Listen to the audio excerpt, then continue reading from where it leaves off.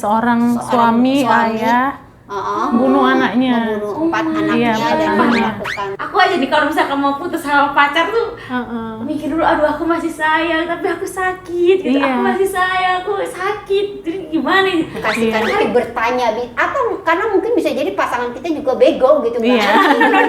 Iya. Sabar ibu.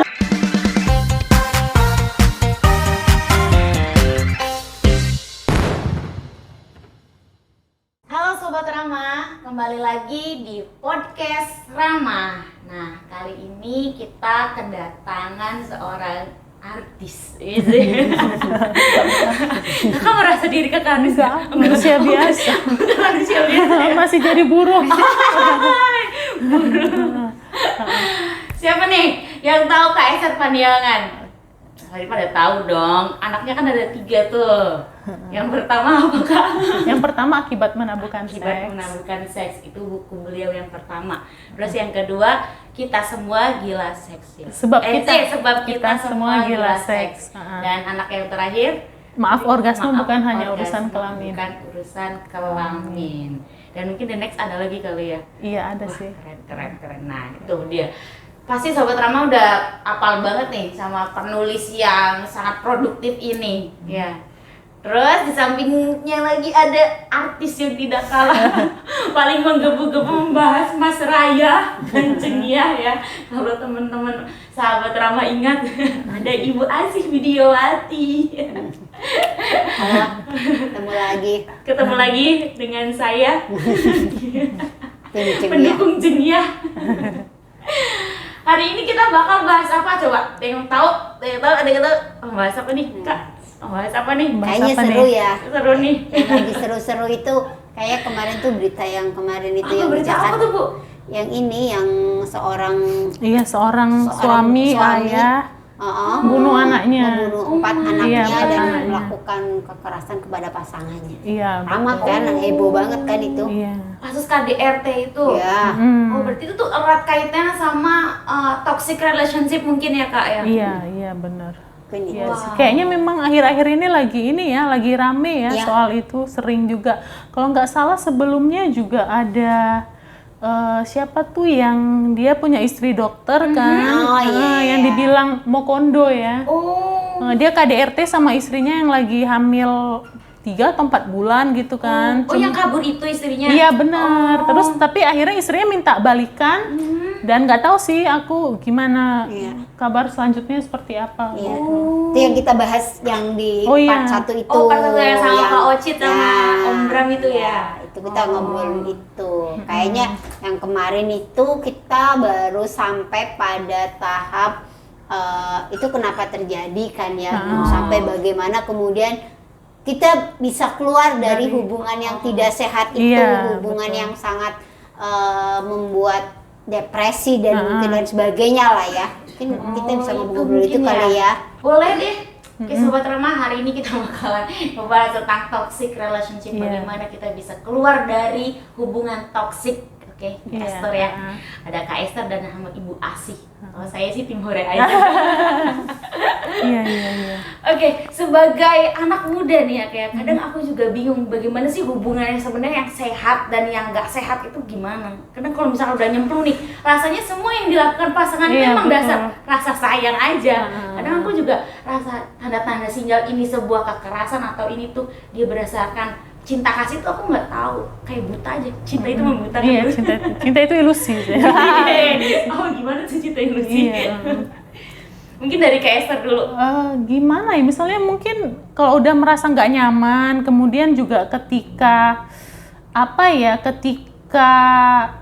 yang dia lakukan untuk pasangan ataupun tindakan pasangan itu ke dia itu udah seperti membuat dia tidak menghargai dirinya sendiri gitu, dia menjadi merasa rendah diri, tidak nyaman. Itu sebenarnya menurutku udah tanda-tanda sih kalau dia itu berada di dalam hubungan yang tidak baik lah gitu. Kalau istilah anak sekarang kan toksik ya, gitu sih sebenarnya. Cuman kan yang sering terjadi itu adalah kita sering mengabaikan gitu loh, karena kan cinta itu selalu diidentikan dengan pengorbanan gitu kan. ya terkadang ya iya gitu loh pengorbanan, cuman kan batas pengorbanannya ini loh gitu loh. Jadi maksudnya ya batas tenggang rasanya gitu kan, toleransinya itu seperti apa gitu. Kalau sampai apa ya membuat dia merasa rendah diri, tidak percaya diri, ya aku rasa itu bukan lagi pengorbanan cinta sih. Salah gitu. arti dong ya, kayak misalnya aduh nggak apa-apa deh aku menderita demi dia gitu. Menurutku iya enggak ya kayak Enggak deh, pokoknya intinya tadi yang Kak Kaiser bilang ya gitu, kalau udah ada tanda-tanda tadi kok kayaknya apa sih nggak nyaman ya gitu tuh. Nah kalau kemudian kita merasa bahwa sadari aja sih, mungkin aku Iya, sadari benar. aja tadi kalau udah merasa gak nyaman, sadari ini kenapa sih nggak nyaman tuh, kenapa gitu ini hubungan ini tuh. Jadi saat menyadari ini tuh kayaknya hubungan nggak baik-baik saja deh gitu tuh. Itu tuh kita sadar gitu tuh. Waktu dia seberapa bucinnya itu, mungkin ya kalau saya ya saya lah kan kayak bucin kan kadang-kadang kan kayak nggak pernah muda aja. Ya gue tahu sih muda gitu, tapi sadari aja kalau kita ngerasa nggak nyaman itu udah ngerasa nggak nyaman, apalagi kalau kita misalnya ya gitu tuh.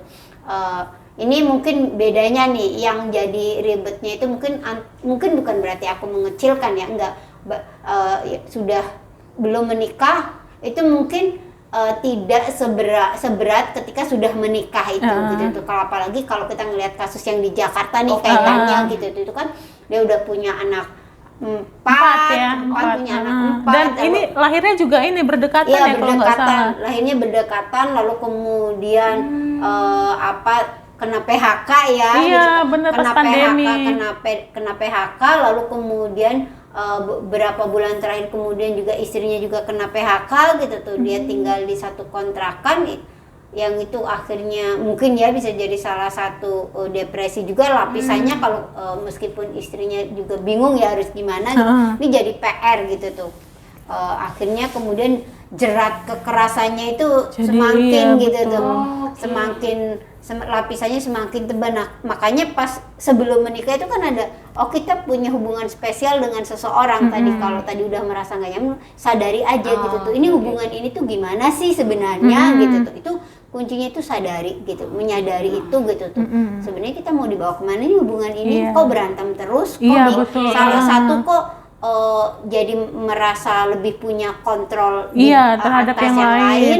Itu sadari betul, lalu ya udah, ditanyakan ya ditanyakan kayaknya, aja, dikomunikasikan, terus dibilang ya Kak ya kali ya, aku nggak nyaman dengan sikap kamu seperti ini gitu, aku merasa nggak enak, merasa nggak bisa menghargai diriku sendiri tapi gitu. Kadang-kala tuh ya kayak misal nih saya menjadi partner atau pasangan gitu tuh, pasti yang menjadi fokus saya adalah bagaimana dia itu bahagia, bagaimana dia itu merasa senang gitu tuh. Jadi fokusnya itu hanya kepada pasangan gitu, tapi sayanya itu dilupakan diri saya sendiri. Nah, itu tuh hal yang keliru aslinya. Iya sih, menurutku aku keliru ya, terus mungkin ya keliru ya, menurutku keliru ya, tapi juga kemudian itu tuh jadi datangnya dari mana? Perasaan kemudian kemudian kita melayani pasangan itu lebih daripada kemudian kita sampai kemudian mengabaikan kebutuhan kita sendiri gitu tuh, lupa dengan istilah mungkin zaman sekarang me time-nya kita sendiri, ruang diri kita itu nggak ada gitu tuh, malah yang lain gitu tuh. Jadi nggak pernah peduli terkait kebutuhan diri kita itu, kita mengabaikan, tapi selalu yang nomor satu yang di sebelah sana gitu tuh. Jadi ada rasa takut, ada rasa nggak enak, itu tuh datangnya dari mana? Mungkin ya teman-teman coba aja dipikirkan, itu tuh datang dari mana pemikiran itu tuh? Kenapa itu menjadi kontrol diri kita, orang lain, atau perasaan kita aja jangan-jangan gitu? Atau karena ini sisa konstruksi sosial gitu. Iya, seperti itu. Sisa ya, teman-teman, sisa konstruksi sosial yang harus melayani gitu tuh. Tapi makanya baiknya itu disadari, lalu kemudian juga bisa diobrolkan, mungkin bahasa ininya evaluasi, atau kalau bahasa kita ya udah diobrolin sama pasangan lu gitu tuh. Itu tuh gimana sih? Ini tuh hubungan mau kayak gimana? Nah, kalau misalnya si pasangannya itu nggak paham juga gitu, terus juga nggak mau lah ya menemukan titik temu gitu kan, ya udah berarti ya hubungan itu nggak baik untuk dilanjutkan. Sebenarnya sih sederhana ya, cuman prakteknya sih yang Betul. agak rumit dan ini Galau iya loh, susah, Kak, iya sumpah. benar. Aku aja nih kalau misalkan mau putus sama pacar tuh Heeh. mikir dulu, aduh aku masih sayang tapi aku sakit gitu, Iya. aku masih sayang, aku sakit, jadi gimana nih, tarik-tarikan gitu. Jadi pas udah putus, aduh nangis-nangis, galau-galau Iya. gitu, terus balikan lagi. Apa ya kira-kira yang menyebabkan faktor itu tuh apa? Aku juga nggak ngerti. Sebenarnya kayaknya banyak ya, mungkin kita ada rasa takut untuk menjadi sendiri, kemudian juga orang kan terkadang juga ini ya ngelihat orang lain yang jalan sendiri. Iya. Sederhana ini loh, nonton bioskop sendiri, minum kopi di kafe sendiri, itu kan sesuatu yang aneh gitu buat orang, dan menurut orang itu nggak normal. Itu satu. Kemudian juga produk-produk marketing gitu kan, industri inilah ya, industri kapitalis juga promonya itu kan selalu buy one get one, kemudian juga promo couple. Kayaknya nggak ada sih, aku belum pernah dengar promo yang Untuk diri sendiri. iya untuk single itu nggak ada gitu loh. Kalau diri seperti sendiri itu. belum menikah, apalagi yang kemudian sudah berumah tangga, terus kemudian dilabelin janda. Wah, Iya. udah sulit banget, nggak ada. Coba sekali-kali promo buat para single parent. Iya, itu kan coba. menarik kan. Silahkan para pengusaha di luar sana. Iya, Iya bisa kan, jadi branding. coba apresiasi perempuan yang dia misalnya single parent gitu tuh. Dia harus bekerja keras menghidupi dirinya sendiri, dan juga misalnya bisa jadi misalkan udah punya anak-anaknya gitu. Iya. Coba kasih apresiasi lah kepada mereka yang jomblo-jomblo bahagia kan misalnya, yang single parent Coba. gitu tuh. Maksudnya tuh gitu tuh. Tapi apa itu juga kepikiran oleh para Iya, kapitalis? iya. Nggak tahu sih. Iya, karena kan Ngaco ini ya, mohon kan, maaf. apa ya, itulah yang maksudnya yang dibangun oleh ini ya, budaya kita, kemudian Oke. juga menurut ya mungkin industri ya lebih menguntungkan kan beli dua gitu kan ketimbang satu. Ya jadinya ya pada akhirnya ketika ada konsep-konsep yang demikian ya pemahaman kalau sendiri itu petaka itu ya jadi semakin subur gitu kan, dan kita pun iya. jadi takut Ke-trigger juga ya. takut untuk menjadi sendiri gitu. Jadi ya kalau misalnya pasangannya anjing pun atau gimana ya, ya udah diterima aja gitu. Nah itu sebenarnya sesuatu yang salah juga ya, sama seperti kayak punya anak gitu kan. Ya maksudnya anak itu adalah berkah, cuman ya kita harus berpikir lah ya, dunia kan udah semakin jahat, ribet, kompleks gitu kan. Kemudian biaya membengkak gitu. Kalau misalnya kita belum bisa bertanggung jawab untuk diri kita sendiri atau untuk hidup sendiri aja Sulit. susah ya coba dipikirkan lagi lah gitu. Dipikir ulang ya, mungkin satu ya yang kalau dalam konteks berelasi tadi ya, baik itu yang belum menikah atau yang kemudian sudah menikah gitu dalam satu ikatan itu, komunikasi asertif itu penting ya, meskipun nah hal yang paling sederhana itu bagaimana keluar itu salah satu komunikasi asertif. Kalau tadi kan mulai disadari gitu, kalau kemudian diobrolkan maksudnya ini tuh kayak gimana, kemudian dikomunikasikan dengan baik, maksudnya dengan sesuatu mungkin ya kalau lagi marah ya nggak bisa, tapi dikomunikasikan dengan asertif ini tuh gimana sih. Nah tapi kadang-kadang dalam pola komunikasi hubungan juga, karena ini kita kan udah dibiasakan untuk ngobrol, berdialog gitu sama pasangan, karena tadi gitu loh, karena ada rasa takut, rasa ewu pekewu, rasa yang kemudian merasanya perempuan itu melayani kayak gitu tuh, dan merasanya saya tidak lebih hebat dari pasangan saya karena dianggap pemimpinnya adalah laki-laki. Nah, konstruksi-konstruksi ini yang kadang-kadang membelenggu ini. Jadi paling enggak ya kita sadari itu di awal bahwa membangun hubungan gitu, baik sebelum atau sudah menikah, itu adalah sesuatu yang dilandasi dengan komunikasi bersama gitu ya, diobrolkan. Nah, asertif itu mungkin cara yang untuk bisa keluar. Semoga itu bisa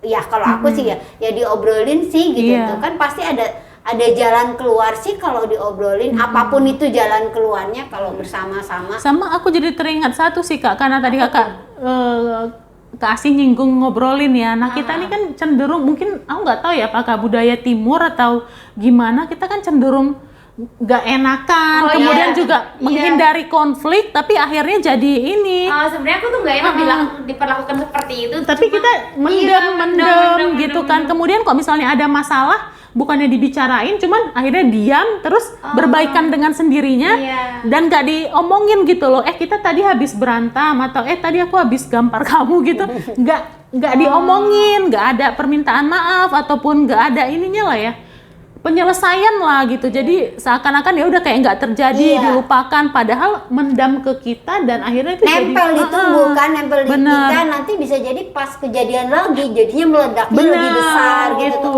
karena itu dianggapnya selesai padahal itu belum selesai. Itu Iya. sebenarnya tuh timbunan-timbunan Iya, emosi benar. tadi ya. Iya. Karena yang awal Nempel. aja belum diurai gitu, Iya belum kan, diselesaikan, belum dilepas tadi, kan, belum diurai, dilepas gitu tuh kayak gimana gitu. Nah itu yang nempel jeger nanti pas besarnya gitu tuh. Bisa jadi kalau aku ngelihatnya ya konteks balik lagi yang kita melihat berita yang viral itu gitu tuh, yang bapak membunuh 4 anaknya melakukan ke adik istri, itu adalah akumulasi, aku melihatnya mungkin akumulasi dari tumpukan-tumpukan permasalahan, penderitaan yang ditumpuk-tumpuk yang dianggap udah selesai dari hal-hal kecil sampai yang kemudian jeder, depresinya udah luar biasa, akhirnya gitu. Kita sangat apa ya, sangat gemes ya, sangat prihatin sekali melihat itu gitu tuh. Kok bisa ya gitu tuh. Iya. Tapi itu bagian itu, jadi jangan menyepelekan hal-hal yang tadi dalam konteks hubungan berelasi gitu tuh, berelasi dengan pasangan itu sesuatu itu dianggap udahlah diem aja gitu tuh, karena nggak enakan diem aja gitu tuh, tidak dikomunikasikan dengan baik. Meskipun saya tahu mengucapkan ngomong itu tidak mudah ya, tapi mudah belajar pelan-pelan karena kan pasangan kita sendiri, orang betul. yang kemudian mungkin ya kita anggap bisa menjadi partner, ya baiknya diobrolin aja sih gitu, diobrolin, jangan dipendam please gitu tuh. Nanti bisa jeder kejadian begini lagi gitu tuh, karena tadi udah sangat burn out gitu, burn out, udah depresi di tingkat tinggi gitu, udah puncaknya, jadinya kemana-mana. Itu sangat disayangkan. Mulai kalau aku sih berharapnya begitu, saya sendiri aku harus begitu gitu, jangan diam gitu tuh. Jadi mungkin kasus-kasus yang toxic relationship itu karena belum adanya kesadaran aja ya sebenarnya dari diri masing-masing pasangan itu ya. Bahwasannya ada konflik. Kesadaran, kemudian juga membangun kesadaran itu kan juga dari lingkungan juga kan, lingkungan sosial. Dan ini menurutku ya nggak cuman kerja sendiri ya, tapi juga kerja bersama lah gitu, semua orang gitu. Semua orang. Terus mungkin ya kalau dalam hubungan kan kadang-kadang kita punya ekspektasi nih. Ekspektasi sama pasangan, sama orang lain. Nah, kurangi ekspektasi itu mungkin ya. Ya udah gitu tuh, ekspektasinya apa, kadang-kadang nggak kejadian jadinya stres nih. Ya kan? Tadi ekspektasinya kerja gajinya 10 juta misalnya, lalala gitu tuh. Mungkin iya gitu tuh. Tapi kalau pas ada kejadian di PHK bagaimana? Nah, yang begitu-begitu itu tidak diantisipasi, itu bagaimana gitu tuh. Jadi kan enggak juga selamanya gitu tuh. Nah, itu bagaimana mengkomunikasikan itu gitu tuh. Nah, ini penting gitu, berekspektasi ke orang lain, terus pas kejadiannya kagak seperti yang sebelum menikah atau apa gitu. Waktu belum menikah dia kerja enak gajinya 10 juta. Pas udah menikah misalnya tiba-tiba karena perusahaan kolab tiba-tiba kena PHK misalnya, nah yang kerja istrinya dengan gaji begini stres juga. Nah, laki-lakinya stres juga karena konsumsi sosial kan, pencari nafkah, dia nggak punya ini juga, lebih baik stres lagi, belum stres lainnya. Nah, ini jadi polemik juga. Nah, perempuannya juga double burden, misalnya dia bekerja, dia harus ngurus rumahnya, dia juga mengalami tekanan dari pasangannya. Nah, itu semakin membuat semakin depresinya lebih tinggi. Itu sih. Jadi kalau menurutku juga ya, mungkin mau nambahin ya, Kang Asih bilang tadi, nggak bisa modal ini ya, sayang, perasaan, cinta, tapi naif banget ya Kak. harus ada fondasinya. Kalau misalnya memang hubungan ini mau diseriusin ya, kita harus mempersiapkan hal-hal lain gitu loh, misalnya finansial, rencana kita masa depan itu seperti apa ketika ada terjadi hal yang tidak diinginkan, atau misalnya kayak ini ya, pandemi kemudian PHK, itu bagaimana solusinya gitu. Jadi memang benar-benar harus matang-matang sih. Aku bahkan juga berpikir ya, ketika kita misalnya udah menemukan satu manusia nih ya, pasangan, kemudian kita memutuskan untuk menikah, kemudian menikah gitu kan, itu juga harus dipikirkan apakah kita memang mau punya anak atau enggak, kemudian anaknya ada berapa, kemudian juga sekolahnya di mana ya, mungkin aku rasa harus sedetail itu sih. Jadi persiapannya itu memang benar-benar mateng gitu loh. Iya. Masih satu lagi untuk mitigasi kalau aku mendapatkan kekerasan itu harus bagaimana dan melakukan apa mungkin itu ya Kak. Mm-mm.